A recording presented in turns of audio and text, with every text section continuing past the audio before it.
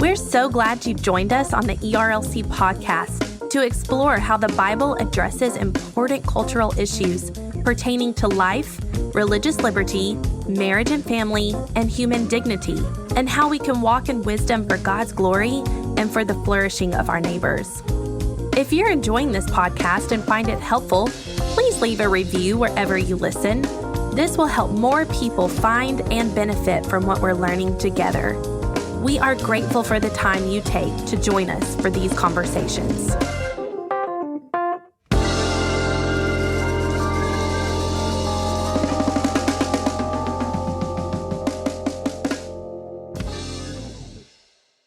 You're listening to the ERLC podcast. Well, that's because there's no good way to set it up when you have a computer right here that I need to I'm sorry read. I started this. My bad. Yeah, you did start it. Forgive me.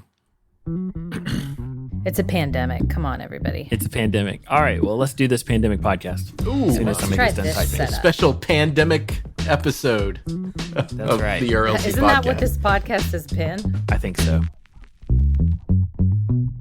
Hello, and welcome back to this week's episode of the ERLC podcast, where every week we're talking about our work here at the ERLC and focusing on what Christians need to know about the things going on in the world. I'm Josh Wester, and with me on the podcast today, as always, are my co-hosts, Lindsay Nicolay.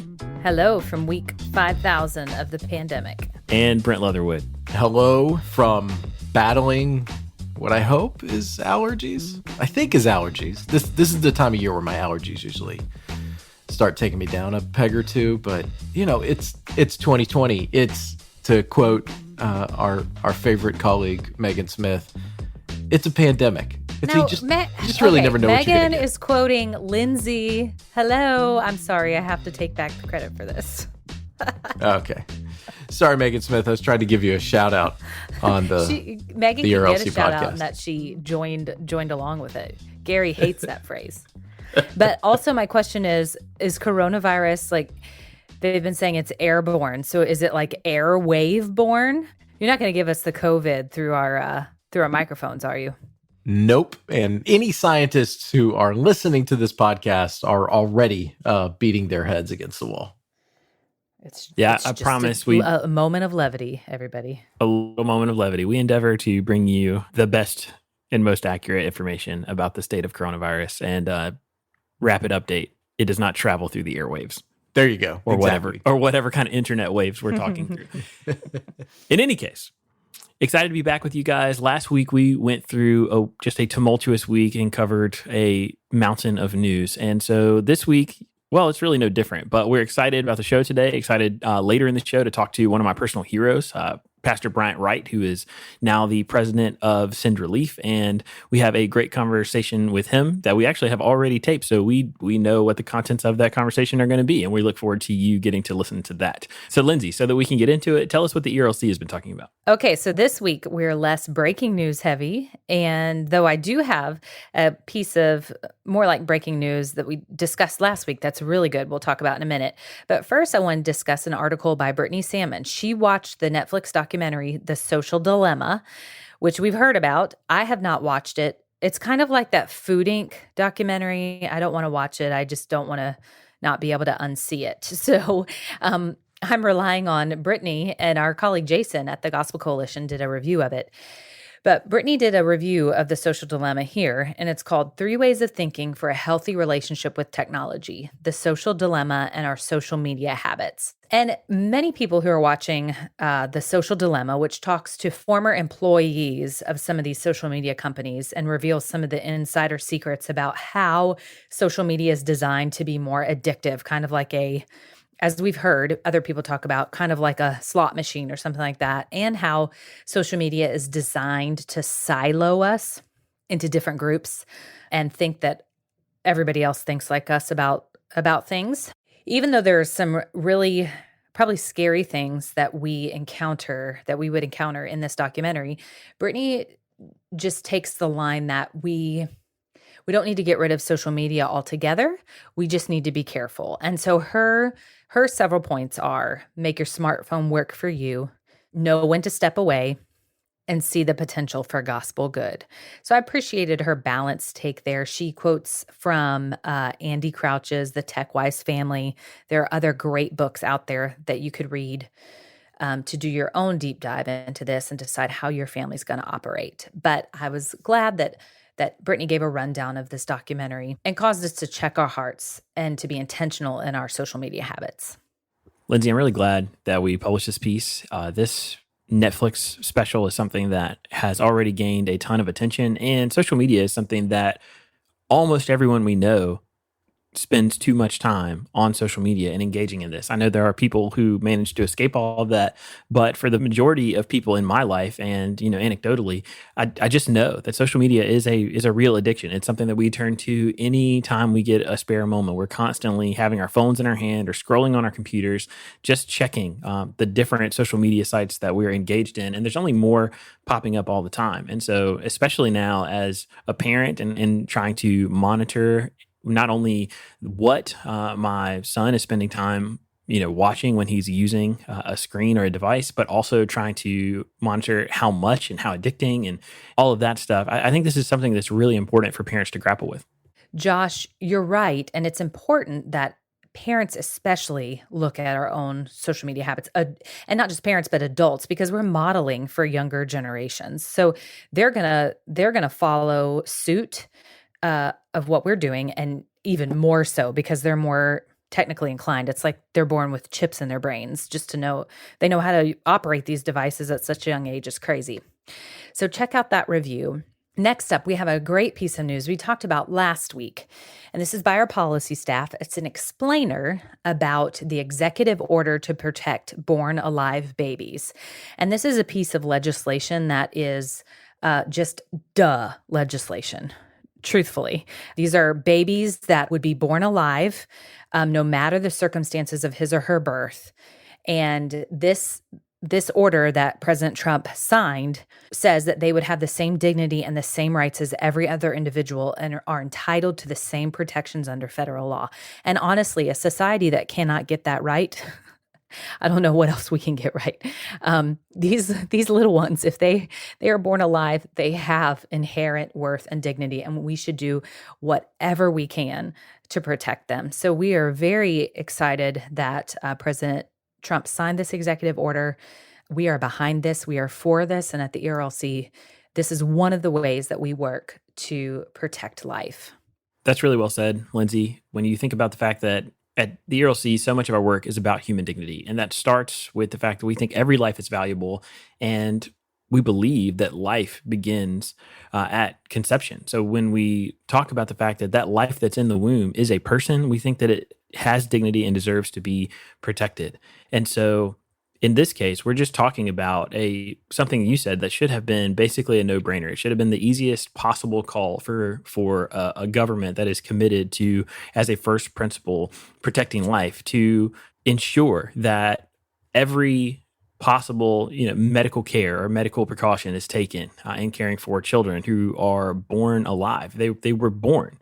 And so if it was as a result of a failed abortion, we still want to see those children be cared for, and that for their lives to be treated with dignity. And so we're absolutely supportive of this executive order. And we're still praying for a time when a measure like this or an executive order like this would be totally unnecessary, because we won't be contending with children being born alive after abortion, because maybe for the first time in a long time, many of us are starting to dream about and pray about again the possibility of a United States where abortion is no longer the law of the land. Yeah, I was thankful for the executive order here, Congress. Let's make this a permanent thing.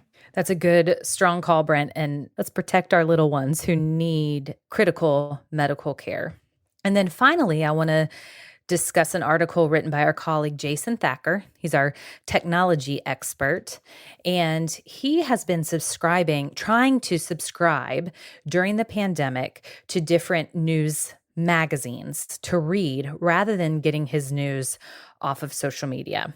And one of the ones that he recommends is The Economist, which I want to be smarter than I am and subscribe to that magazine and read it because I hear good things about it. But it's brought up a topic for him that he's written about. So this article is called, "What is Digital Authoritarianism? The Use of Technology to Suppress Human Rights."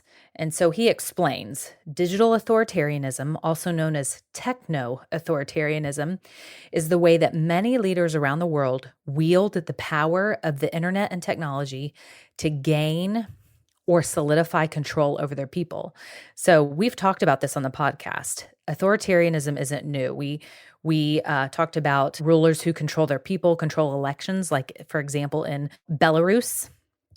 We see this in China in many ways. It's just sad that leaders who are going to abuse the rights of their people are going to find whatever means they can do that. And unfortunately, technology lends a prime opportunity for many authoritarians to extend their reach of power.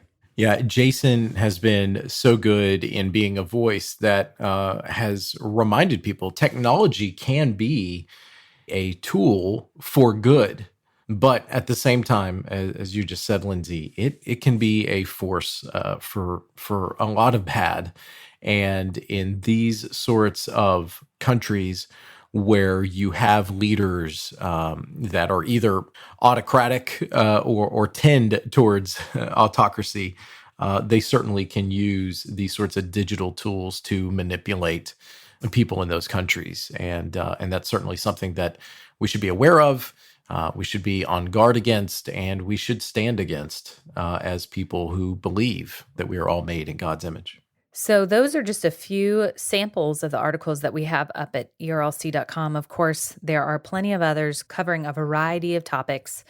We look forward to next week as well. We'll see what kind of news hits our stations and our social media channels and what else 2020 will bring our way. But for now, that's your look at what's happening on ERLC.com. Hey, thanks, Lindsay. And that brings us to the culture section for the week. So Brent, tell us what's going on.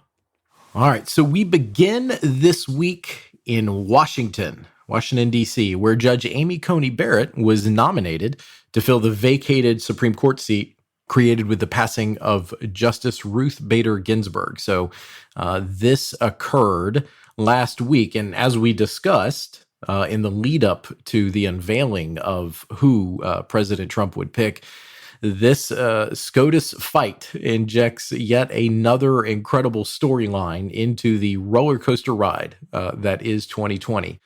Judge Barrett began meeting with senators on the Hill this week, which is the tradition for nominees, in an attempt to answer questions about her record and her judicial philosophy.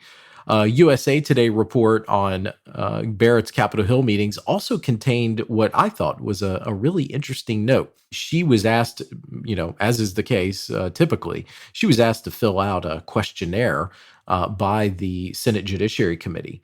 And those documents reveal that White House officials called her the day after Justice Ginsburg passed on September 19th, and President Trump offered her the job on September 21st when she met him at the White House. So that just shows you how quickly this nomination moved. And there were multiple days last week filled with speculation about who the president might nominate. But behind the scenes, this was seemingly wrapped up fairly quickly. Dr. Moore said in his statement, Brent, that when the nomination of Judge Barrett was announced, that he's been following her career for a long time and has admired her in terms of her judicial philosophy, and also that she's an adopted parent. And it is, as a social conservative, this is a Supreme Court nominee that I'm incredibly excited about. The ERLC is incredibly excited about. And we are, eager to see someone like Judge Barrett on the Supreme Court. And so this is a process we'll be paying just an incredible amount of attention to.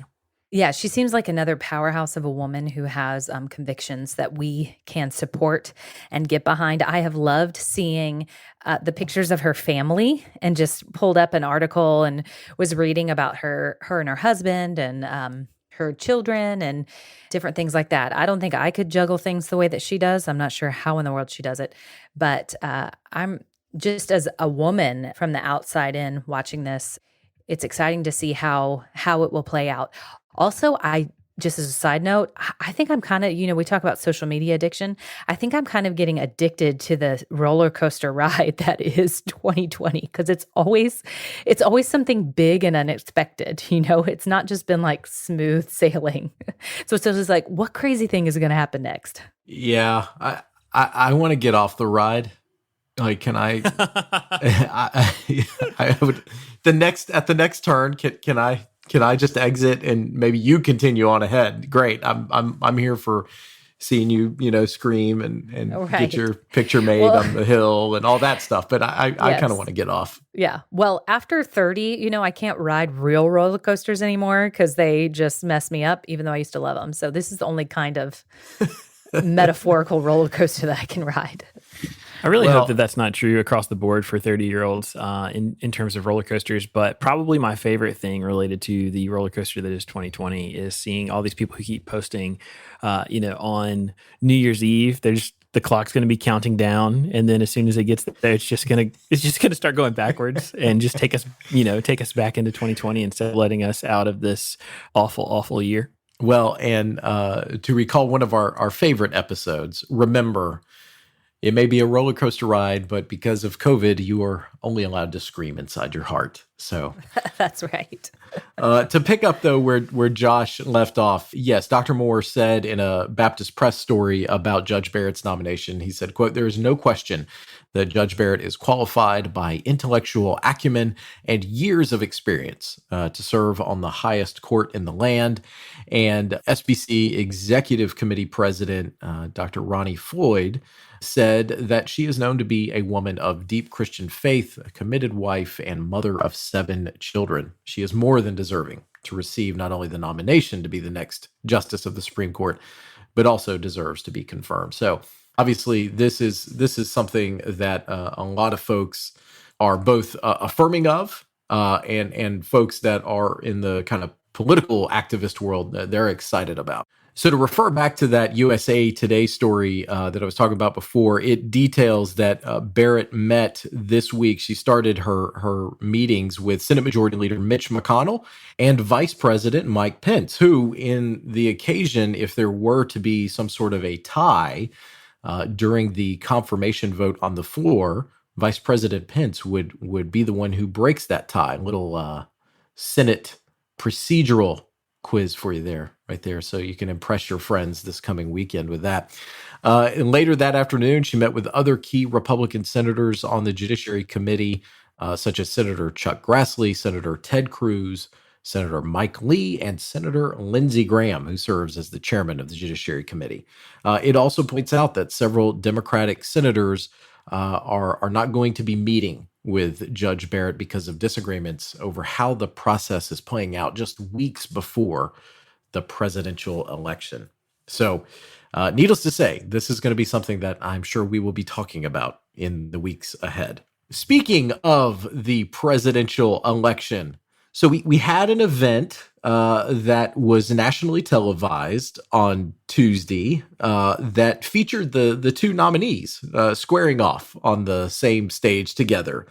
Generally, we would be expecting what's known as a debate, a meeting of the minds, if you will, to truly persuade voters out there. I'm not sure that that's what you could call what we saw on Tuesday night, maybe? Maybe the word you're looking for is fracas or just chaos. Yes.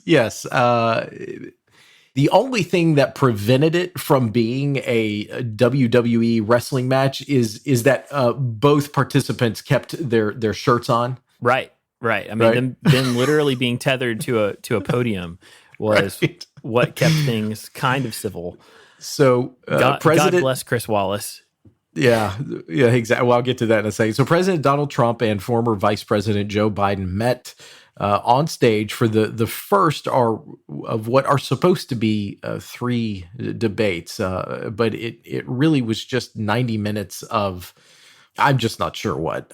Chris Wallace from Fox News served as the moderator, but the freewheeling affair saw little of that. The main news or main clips to come out of the debate, for maybe those of you who missed it, President Trump told a white supremacist group called the Proud Boys to, quote, stand back and stand by. And Vice President Biden told Trump to, quote, shut up. And nearly everyone was left wondering what we just witnessed. Apparently, 73 million viewers tuned in to see the debate. That is less than the initial group of viewers who tuned in to see the first debate of 2016, but still, by historic standards, it was a very large event. What else do y'all think about what we witnessed? I don't think that there's any reason to sugarcoat the fact that a very common sentiment, both during and after the debate, was that America lost. Watching one of, or both of the men, one of whom is going to be our next president, engage in what honestly was an unmitigated disaster is incredibly disheartening. It just shows you the current state of public discourse, and it was incredibly painful to watch. Particularly, I mean, it's hard to pick one moment because there were so many moments that you would want to comment on or engage.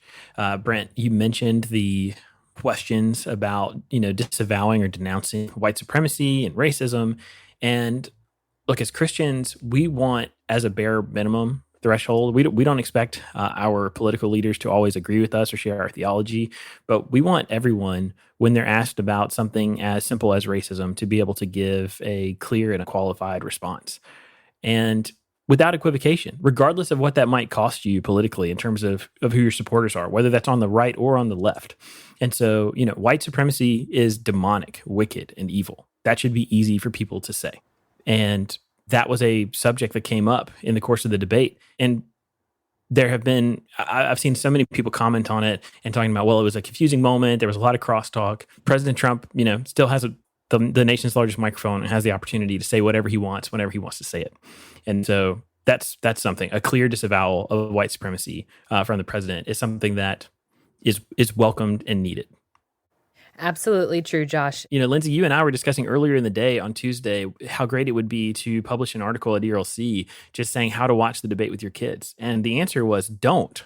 Like, after seeing what we saw on Tuesday night, don't do that, because it was truly sad. Speaking of that particular aspect of it, there were multiple teachers. There were anecdotal stories of multiple teachers, social studies teachers, civics teachers, who had basically assigned for their students, hey, watch the debate on Tuesday night. We only get to see this every 4 years. And there were multiple instances where apparently the teachers the next morning apologized to their students for assigning them that task. It was a far cry from the very high-minded Lincoln Douglas debates that many people point to, which, again, presidential trivia quiz was actually not about. It was not for the White House. So we should all remember that. Well, CBS News reports that the commission that oversees the general election presidential debates said Wednesday of this week that it will be making changes to the format of the remaining two debates.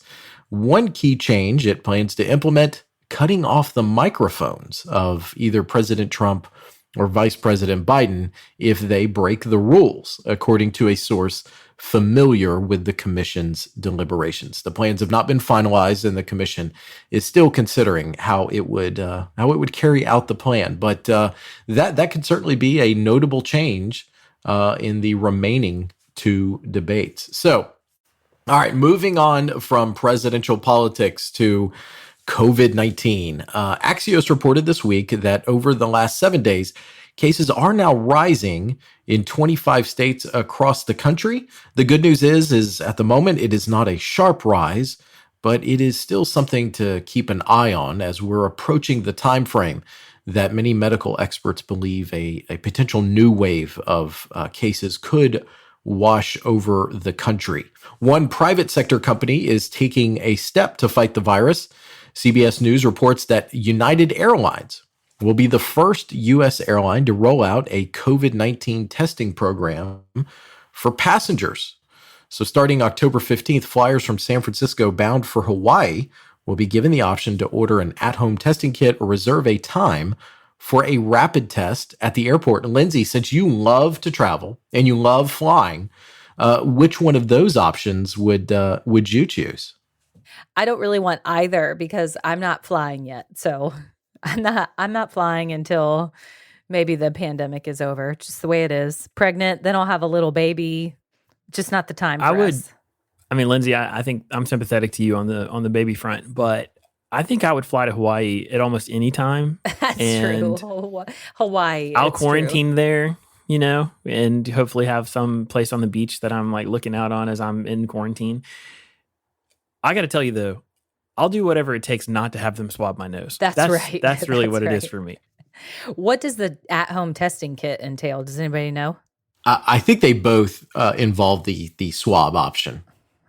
Then Josh can't do either. Then I'm just waiting for 2025 right. or something. That's right. All right. Well, this is modeled off of other instances we've started seeing where proactive testing is helping to isolate cases. For instance, we saw that this week in the NFL.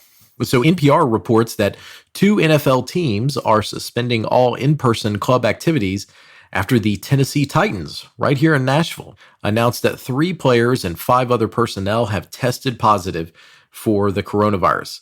Joining the Titans in shutting down in-person activities are the Minnesota Vikings, who played against them this last Sunday. So COVID-19 the Vikings are so mad at the Titans. Yes. COVID-19 has now come to the NFL. It's going to be interesting to see how they handle it with other instances in college football. We have seen games either canceled outright or delayed until later in the season. It will be interesting to see what happens here with both of these clubs.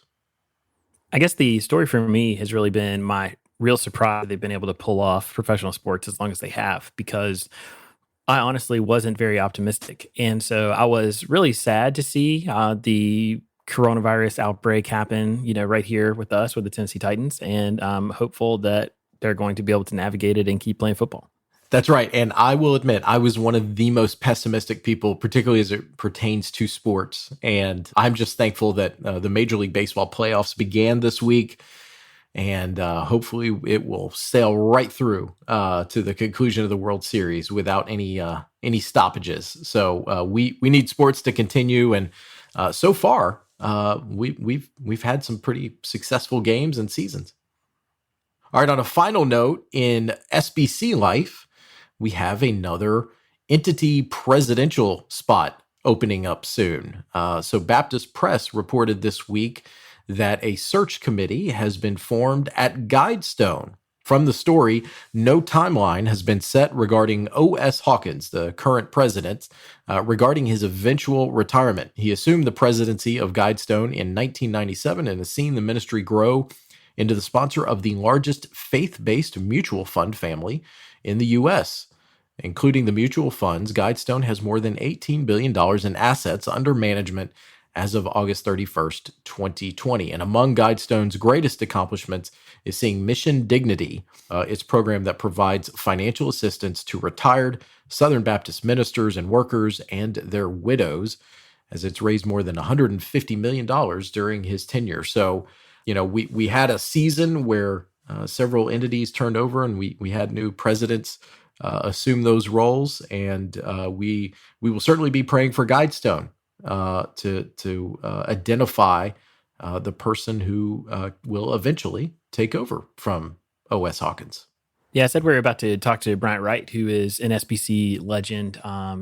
O.S. Hawkins is an SBC legend in his own right. He has been a leader in our denomination for decades. He was actually pastor at the historic First Baptist of Dallas. He is somebody who has just been a really faithful leader. And honestly, Mission Dignity is the thing that one of the biggest things he's associated with, that he has spearheaded. And that is such an important ministry. If you don't know what that is, basically, it is an opportunity for a lot of rural pastors. There are a lot of faithful pastors who retire from smaller churches where they have labored throughout, decades and decades of ministry. And when they finally get to retirement, there's not a lot waiting for them. There's not a lot of funding. There's not a lot of money to help them through the final years of their lives. And Mission Dignity is something that he started to care for pastors and their wives as they are in the final stages of their lives, to literally to give them dignity and allow them to enjoy those years without struggling in the way that they otherwise might. And it's a really incredible ministry that Guidestone, through the leadership of O.S. Hawkins, has created and sustained for many years. Well, and this just gives us an opportunity as well to highlight the SBC entities and the structures that we have in place and the way that we are able to offer support systems to so many believers so that ultimately they can walk faithfully with Christ and carry the gospel forward. So, Lifeway with resources, and Guidestone, like we said, with this Mission Dignity and other financial resources, NAM with North American Mission Resources and Send Relief, and IMB. It's just, as one who has operated outside of the SBC for a season in ministry and had to raise support, it just made me all the more appreciative of the institution of the SBC and really hopeful for the continued health and flourishing of the SBC. Also, we can't mention O.S. Hawkins without mentioning his wife, Susie Hawkins, who also has incredible ministries, a widow's ministry, and has just done incredible things alongside her husband as well. All the SBC feels there, friends. That's right. Those are some good takes. All right. Well, so Lindsay, Josh, that is your look at This Week in Culture. If you're like most pastors or church leaders, you're probably facing difficult questions this fall. Questions like, how can I advocate for important issues without hindering my gospel witness? And what responsibilities do we have to engage in this current moment? Today, I'm excited to tell you about the Courage and Civility Church Toolkit, a brand new free resource from the ERLC that answers those questions and more. This toolkit doesn't tell people how to vote, but it does tell them how Christians should think through issues of our day as they see the chaotic culture around us. It gives pastors and church leaders a helpful path to teach their congregations about the things that truly matter and show them how to process this polarized moment. You can find a link to this toolkit in our show notes. So now we're about to talk to an SBC legend, Pastor Bryant Wright. Pastor Wright was a former president of the Southern Baptist Convention. He was the longtime pastor of Johnson Ferry Baptist Church in the state of Georgia, and he is now serving as president of Send Relief, which is a joint partnership between the North American Mission Board and the International Mission Board. And we are really excited about this conversation. As we're getting started, would you please just tell us a little bit about yourself and how the Lord has you serving in ministry right now? And while you're telling us that, would you also tell us one thing that God is teaching you in this season of life and ministry? Well, thank you for the opportunity to be with you today and to share a little bit about myself. I grew up in Atlanta, blessed with a great Christian home, made a commitment to Christ, though, of really understanding that relationship with the Lord through young life before my senior year of high school. I'm very thankful for that ministry and helping me to get on the right direction of following Christ on a day-by-day basis. Met my wife, Ann, at the University of South Carolina. She was actually at Columbia College, a Methodist girls' school across town, but thankful we've been able to celebrate 46 years of marriage with 3 grown sons.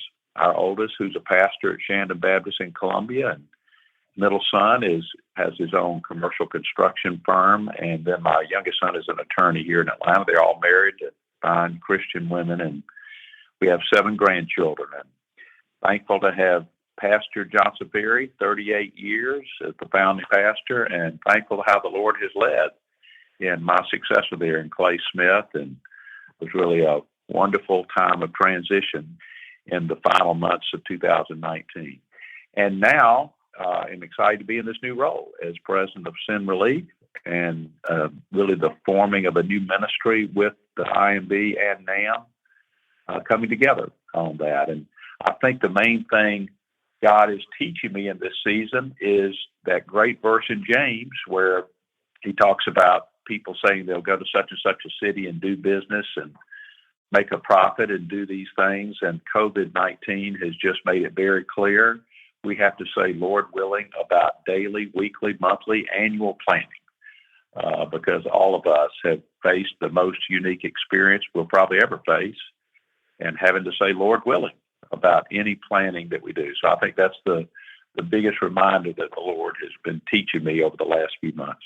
And that seems like a common denominator in many of the lessons that believers are learning during this interesting season. And also just wanted to say thank you so much for your faithfulness at Johnson Ferry in a day and age when we desperately need examples of Christian leaders who are finishing well and passing on the torch well, and also not going in to retirement to pick seashells, as John Piper famously said, but who are just continuing to serve the Lord as He permits. So we're thankful for that. So this podcast focuses on Christians and culture. Can you tell us what things in culture you and those at the IMB around you and NAM are paying attention to right now? Well, I think obviously with COVID, Lindsay, everyone is facing a similar daily dilemma of just the unsettled future and not knowing how long this will last and how this has disrupted everyone's life.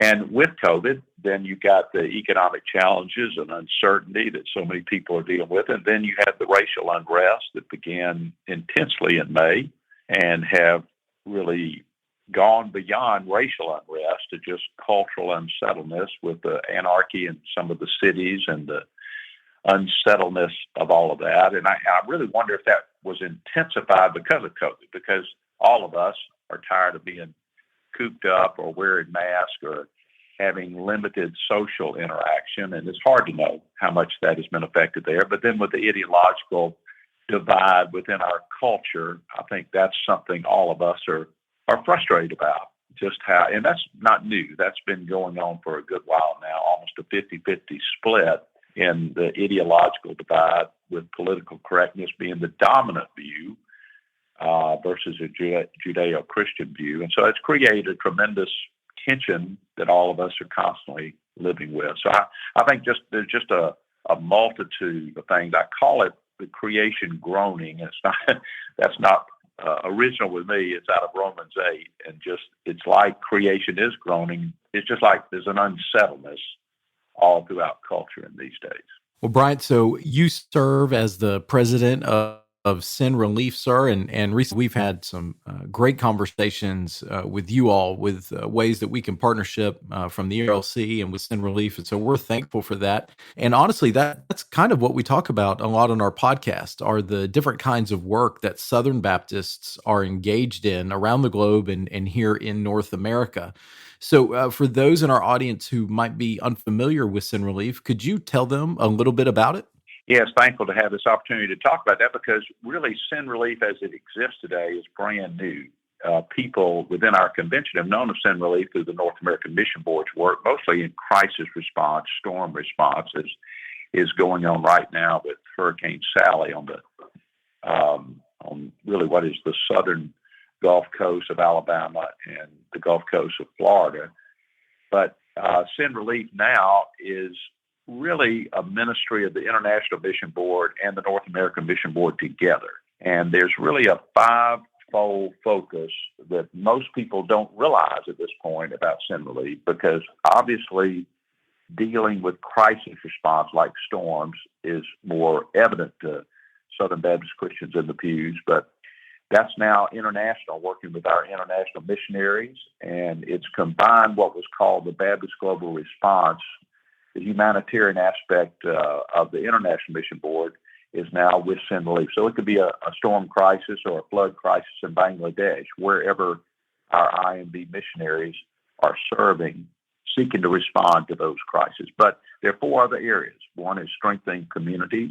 One of the things that will be a focus that ERLC has been involved in the past is focusing on this World Hunger Relief, Global Hunger Relief offering that we're focusing on for October 11th, asking our churches to respond, because with COVID, there's the sense that experts are saying that the global hunger problems are going to be much greater this winter and in 2021, because there's so many Western cultures shut down economically for a period of time. It's cut off food supply issues in third world or poor nations around the world. So strengthening communities is helping with hunger relief.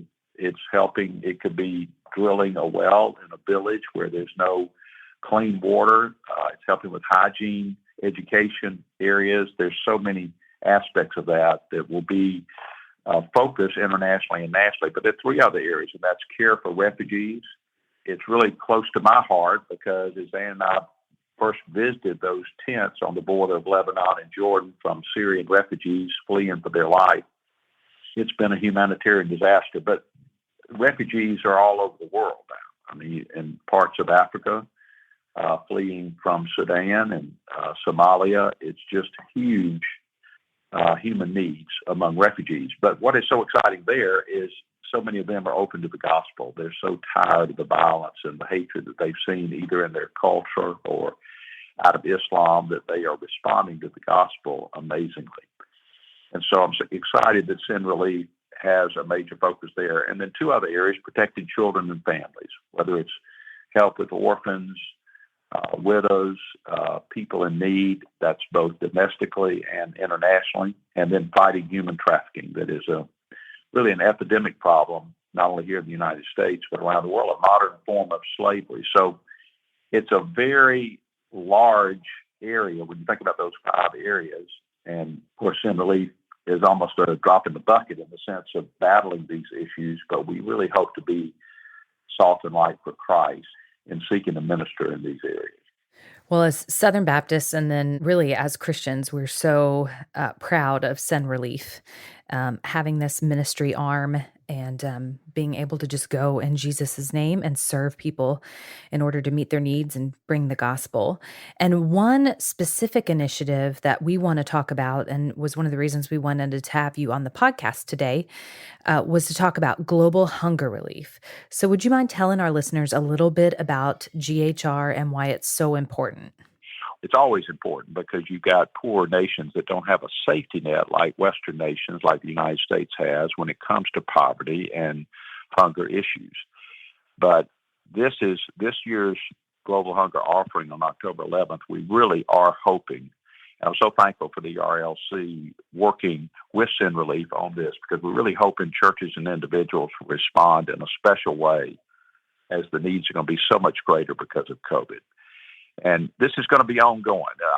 I think Southern Baptists don't realize how much it was a hot potato issue when it became a part of the Southern Baptist calendar of focus to have a global hunger relief offering back in the late 80s, early 90s, when Ethiopia was having a great famine, and We Are the World was a big focus from a secular perspective. It really had the attention of the world. But I think now, Lindsay, the big challenge is it's like we have a social justice flavor of the month.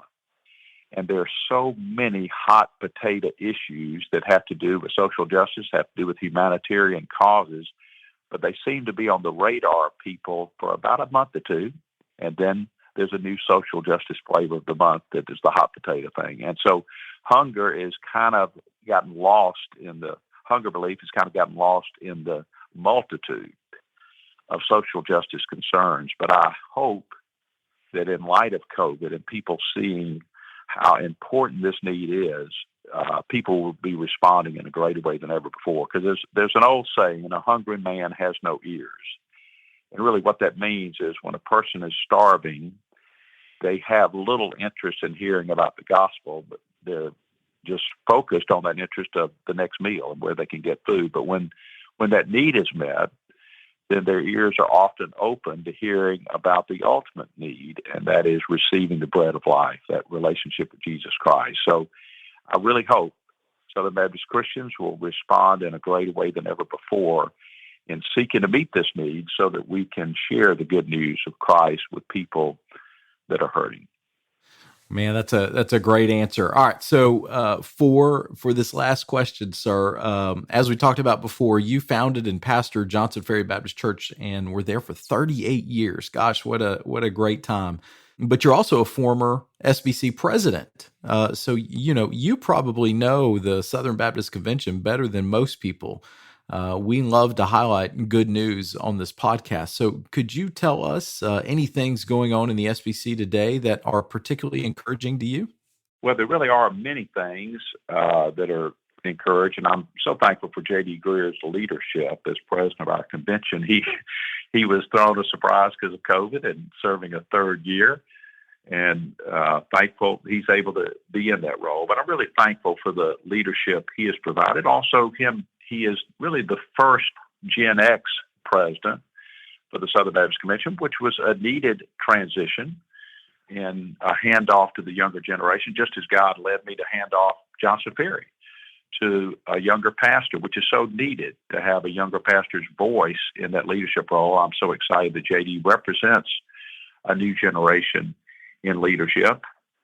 It's really great that he has addressed some difficult issues along the way while keeping Who's Your One and evangelism and the Great Commission as a primary focus, which is really our heritage. That's really where we as a convention have had our primary focus, and I'm thankful for that. And of course, he is now having the theme in the next year's convention of calling ourselves Great Commission Baptists. That's close to my heart to study that more from a regional name that was hindering our Great Commission cause and planting churches here in the United States was part of the motivation I had in developing the task force to study that.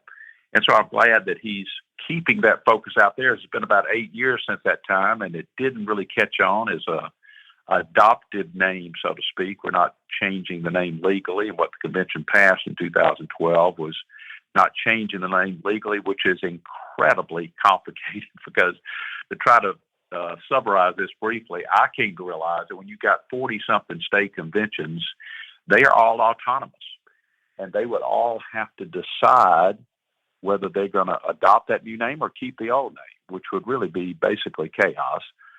So we realized that as many churches have done, whether it's Summit Church or whether it's the People's Church at West Palm, which is actually First Baptist Church of West Palm Beach, Florida, it allows you to have a new identity that hopefully describes what your priorities are. And Great Commission Baptist, to me, is a wonderful way to describe the priority we want to have as Jesus gives that to us. So I'm thankful for that. But I'm also thankful that we're going through a time where we have so many students in our seminaries and our strong evangelical colleges.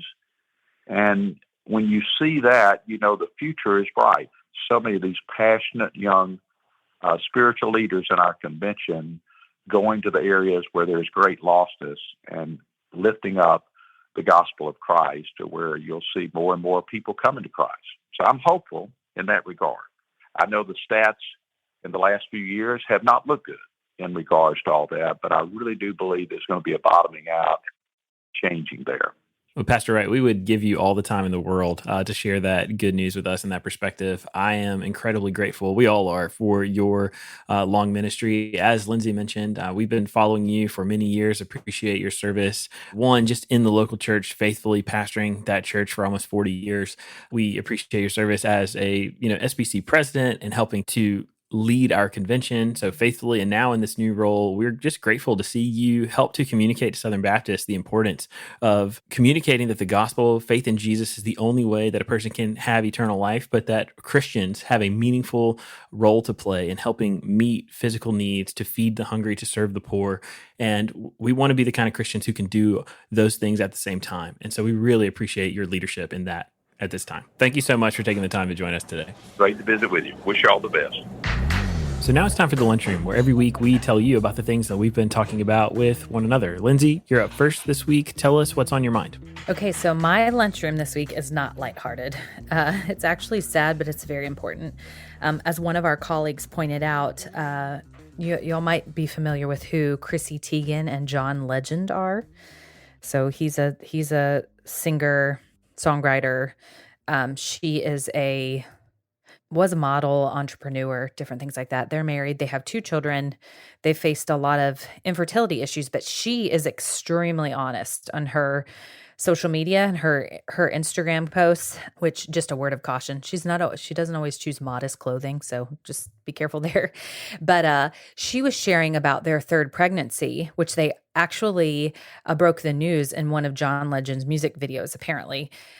And so she'd been hospitalized with a lot of bleeding early on in this pregnancy. And then she shared just vulnerably, including pictures, how they had just had a miscarriage. She was in the hospital, I believe, for a couple of days after being on bed rest, and they just could not give the baby what he needed.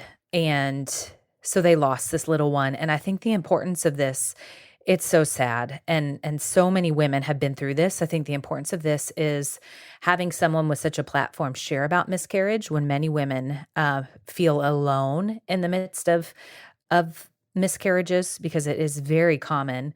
But then also, as our colleague pointed out, in a society where the celebrity culture is not very pro-life by and large, this is an extremely important statement as to the value of this little one's life. They knew it was a son, and they gave him a name, Jack, and just expressed their desire that he would have lived, but also their love for him and for one another. And so it's a sad and yet beautiful reflection of the value of life that I think is so important for them to have shared on their platforms.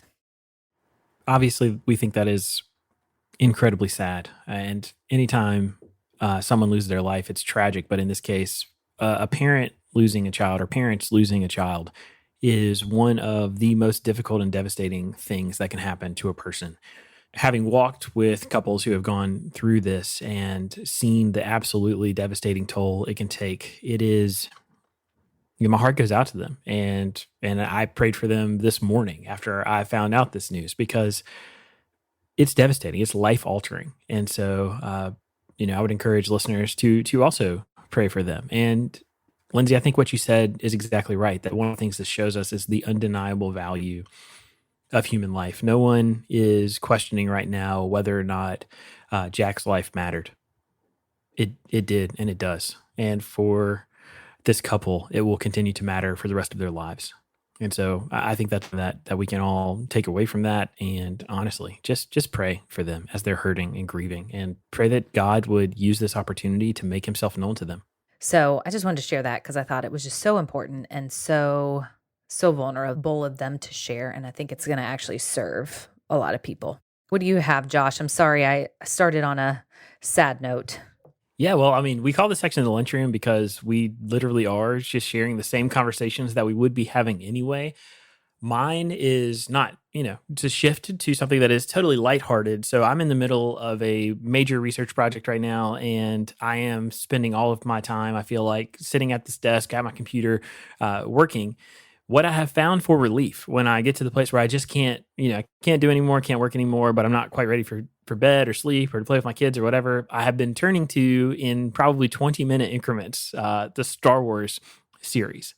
And across the last few months, I have watched the first 6 movies now. And when I say first 6, I mean the originals plus the prequels. And so now I'm ready to move into the movies that were just released, which I guess would be 7, 8, and 9.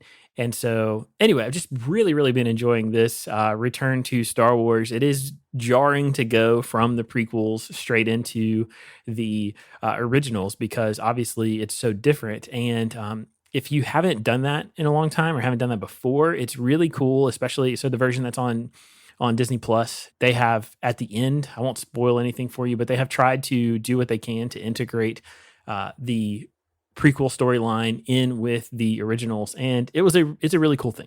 So, if you're a Star Wars fan or never watched the movies before, you have Disney Plus. They're all there for you. Just take a ride through the Star Wars universe. I love that you're doing that, Josh, because I had never watched the Star Wars movies.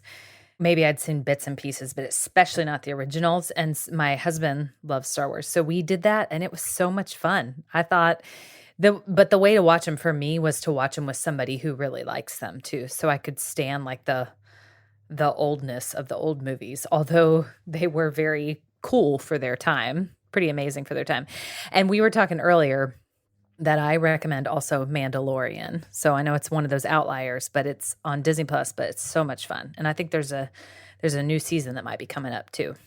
Yeah, the new season's about to come out. I started The Mandalorian when it first came out and did not make it all the way through, so I'm going to return to that. And I think actually the way where The Mandalorian storyline is situated, it's between the final original and what would be The Force Awakens. So I'm planning to try to jump in and watch The Mandalorian as well.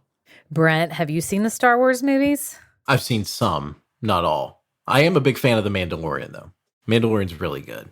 You saw Mandalorian. Good for you. I did see a Mandalorian, yeah. But Mandalorian I thought was really really well done. All right, so I'm bringing it to the lunchroom this week. It was sparked by a podcast interview that Jonah Goldberg has done this week. It just dropped this week with John Dickerson of CBS News. I'm mentioning CBS News a lot this week. I'm not sure why, but there it is. So anyways, he's a special correspondent for 60 Minutes, formerly was the host of Face the Nation, and he is a presidential history nerd, and I love it.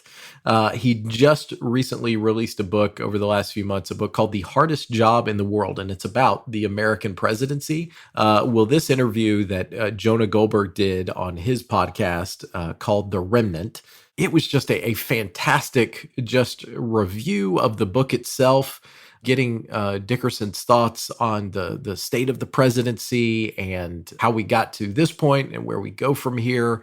And just in this moment of, the season that we're in with the election, I think it is great to have a book like this on your shelf because it's really good. And the interview that Jonah Goldberg did with John Dickerson was pretty exceptional. I'm actually really looking forward to this book. I'm not sure I'm going to have time to read it soon, so I may try to get it on Audible and just listen to it. But I'm fascinated by this stuff anyway, and this is one that I've been looking forward to. Well, with that, we're going to leave it there. But just as a reminder, you can find links to all of the things we talked about today in the show notes. And if you like the podcast, please consider helping us spread the word by sharing the episode on social media or going to your podcast app and leaving us a rating or review. But for Brent and Lindsay and myself, we want to say thanks so much for listening, and we'll be back next week with more content.